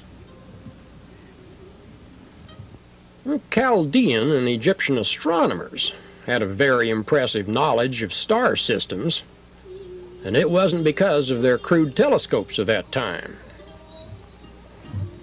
And the traditions tell us that their mentors were the sons of Ilu, who came in flying machines and instructed them. And these, of course, are only a few of the lords and gods that are sprinkled throughout the later Hebrew records, and taken as a singular God concept today by Christians and followers of the Bible. Well, according to some traditions, the ancient alien gods who were banished to Earth in what the Bible called the war in heaven got dropped off on all of the major continents on our planet. Well, Africa was no exception, and we've touched on the ruined city of Zimbabwe recently. And establishment scholars still try to attribute these ruins to 14th century African tribes.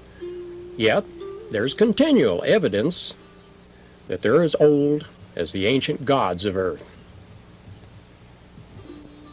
And 10th century Arab writers wrote of this city as being a center for gold production. In Zimbabwe temples, there are the same types of monuments and figures as found in the most ancient ruins of Egypt, Latin America, and India. And according to tradition, the first kings of Zimbabwe were white men who kept in touch with other white rulers across the ocean. Later, Benin cultures in Nigeria produced artifacts showing Caucasian people once ruled and lived in this Nigerian area. One of the most unusual official archaeological finds of recent years was by J. Manson Valentine, who was associated with the Alabama Museum of Natural History. And after many years of searching, he located the legendary caverns of Xquicucan in 1962 in Yucatan. They were filled with carvings and artifacts of an ancient race that predated the Mayas. The Mayas used the caverns for rituals, but said the original builders were a small race that were destroyed in one of the ancient floods.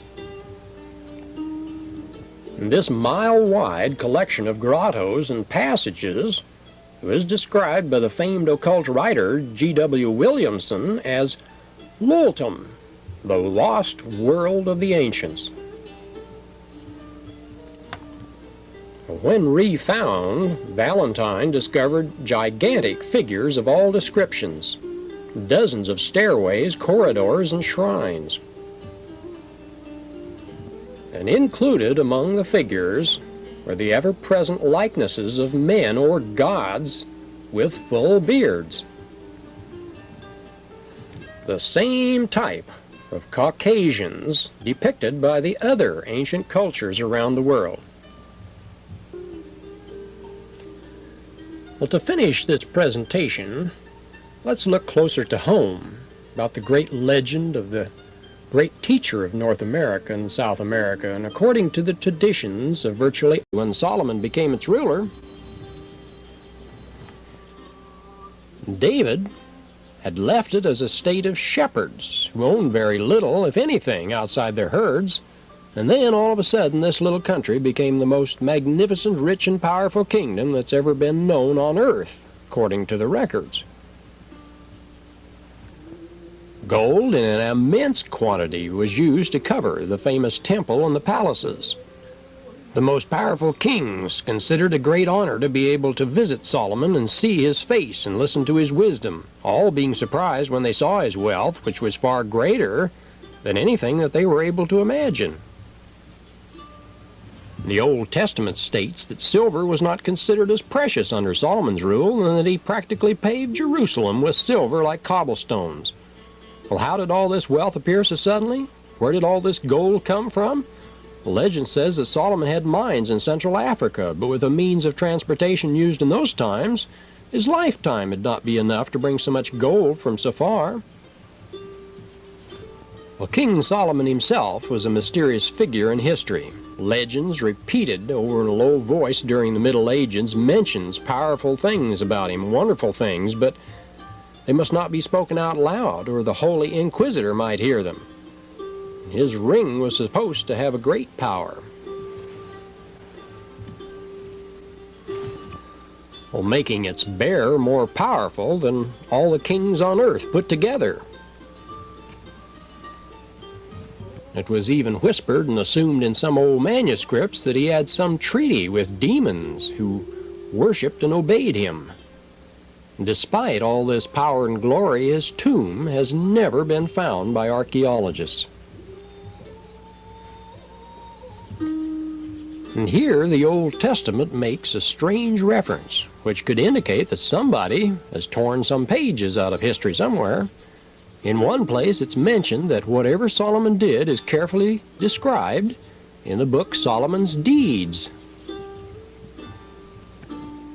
And where are all these books? Well, the best we can get from our historians is a shrug. Nobody's ever heard.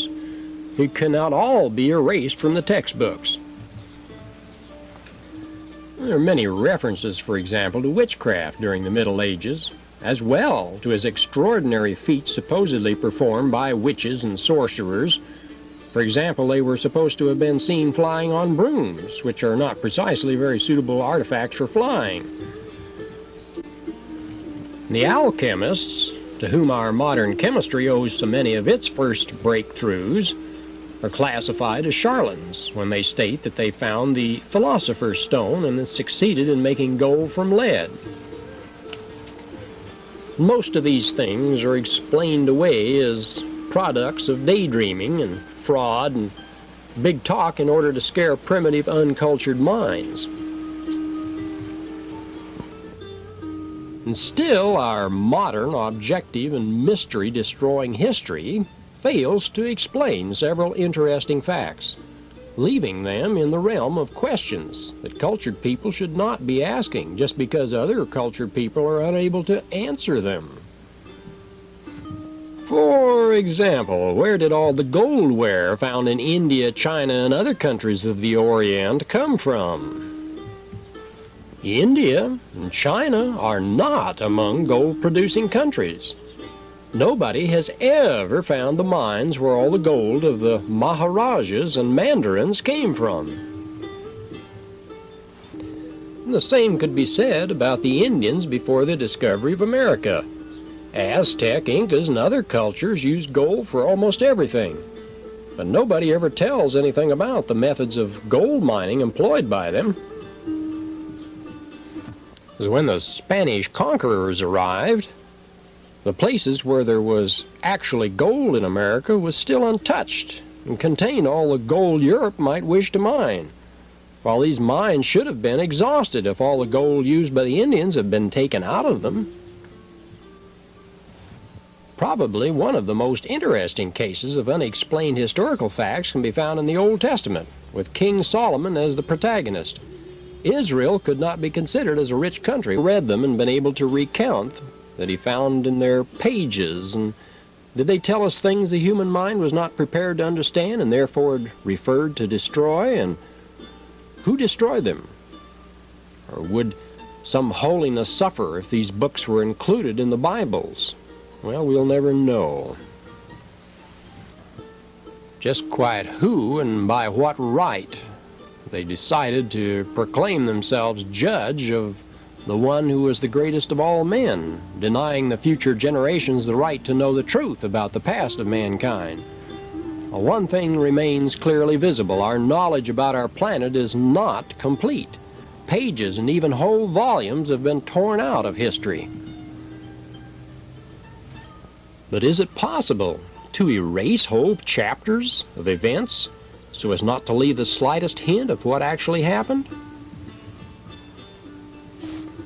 Well, mankind is composed of many different cultures, and if one has destroyed an unwanted evidence somewhere, in some other place, a different culture may have reconstructed or recorded in writing or in memory some of the more outstanding facts regarding those times and events. Well, somewhere there has to be some book mentioning what has been kept from our eyes, and such a book does exist. And it comes from the mysterious Orient, where people are not afraid to talk about things that they've witnessed, but fail to understand, limiting themselves to describe what they saw in terms in which their own minds allowed them to interpret the evidence.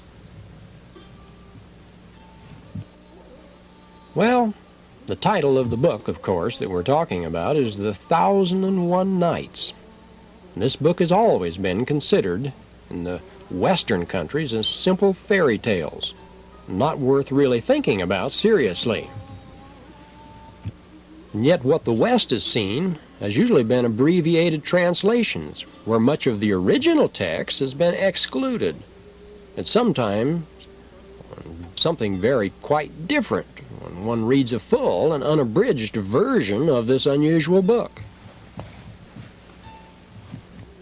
References have been made that the full version is rather unprintable according to Western standards, and this is true in a way. The book cannot be considered as immoral.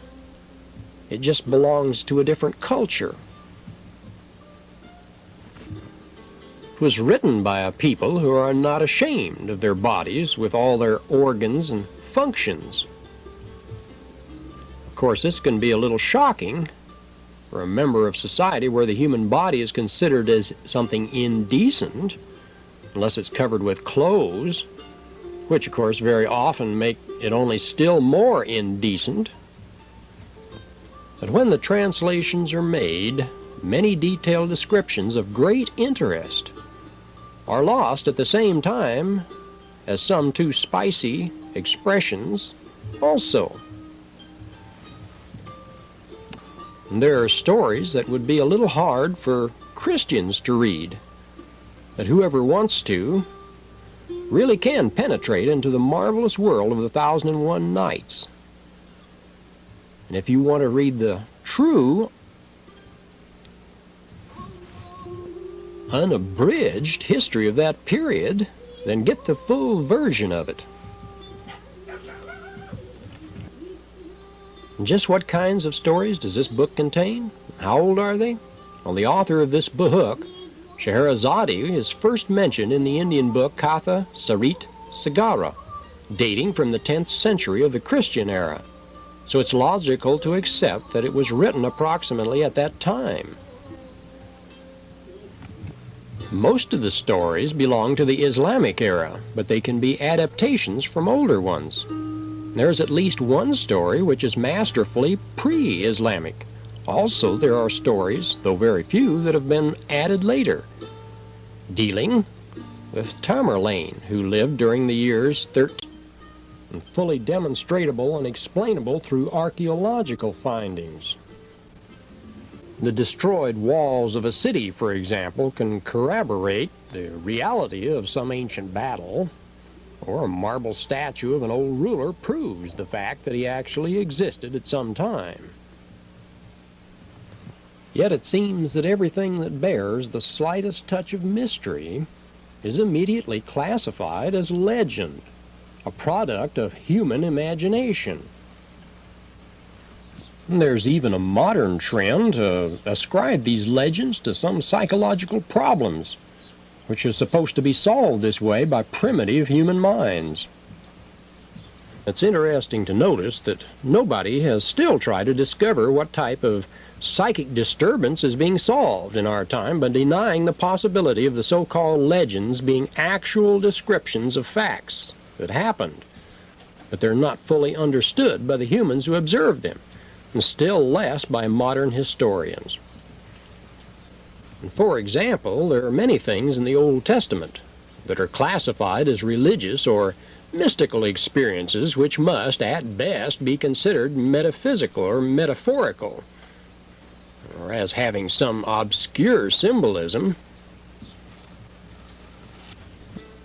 Greek mythology is interpreted as the invention of supernatural figures, endowed with powers ordinary humans always wish to possess, and thus becoming sublimations, archetypes, wish fulfillments, and so on and so forth. And it seems that nobody today in his sound reason would even entertain even the slightest idea that there might be something or somebody on the top of Olympus besides frequent clouds and mists. The Middle Ages are also full of things our modern history would be happy to make everybody forget, being unable to do so completely. And just because they're closely linked to many understandable and undeniable historical facts, and they keep appearing in the writings of important philosophers.